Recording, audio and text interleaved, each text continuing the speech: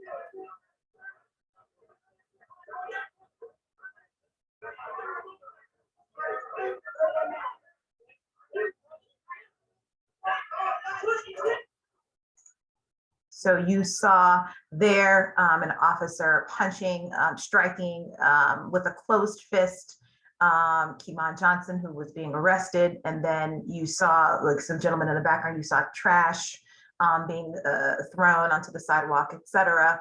And in the midst of that was Kiman Johnson, who I represent in federal court against Officer Sullivan.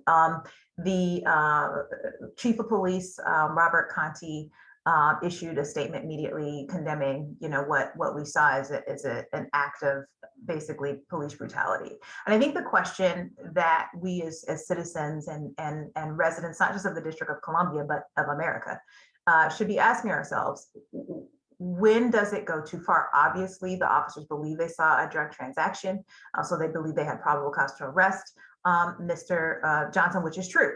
He was also carrying a gun, and I believe that he wasn't licensed to carry that gun. If that is true, he technically was violating the laws of the District of Columbia, and that's a criminal offense, and you would be arrested for that, and lawfully so. However, what we saw was an officer pummeling a man in his face multiple times while he was in custody. Okay, he was in custody, 2 other officers, while he was being pummeled. Is that a lawful arrest? Is that the way we constitutionally arrest somebody? One argument is that that would be a violation of constitutional rights. And people have their rights, whether they're armed, whether they sold marijuana or whatever. If you're going to arrest them, you do it lawfully. And so, that's the question before us. In my lawsuit, where Juan Johnson was arrested. My lawsuit is alleging that this officer committed an act of assault, battery, definitely a violation of the Fourth Amendment, which is basically the amendment of the Constitution that deals with search and seizure. What is a seizure? Okay, if an officer shoots somebody, that's technically a seizure. Okay, if an officer arrests someone, that is a seizure. Having somebody in custody, okay, you are seizing them. Okay, so a search, plain English, you're searching someone's home or you're searching their person, and the question is whether or not it is lawful. And our position is that the way this officer handled Juan Johnson by arresting him, he was just in the crowd. He was definitely one of the ones that you heard saying, no, he's not. This is why you punching him. Why you punching him? You heard that in the crowd.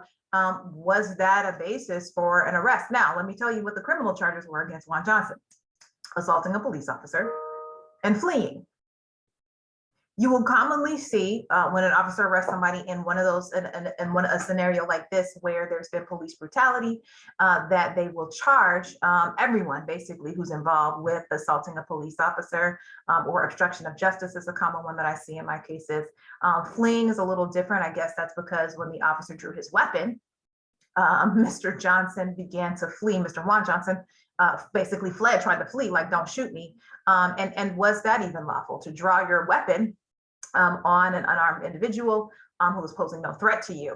That would be arguably a violation of the Fourth Amendment of the Constitution and the right to be protected against unlawful seizure. Okay, unlawful seizure. And we also have a count for false arrest. The charges were dropped against Juan Johnson as well. We are now pending in federal court in the United States District for the District of Columbia. The lawsuit was just started. We served Officer Sullivan on January 4th, and this cause will continue. So for more updates, please like, share, and subscribe. Thank you.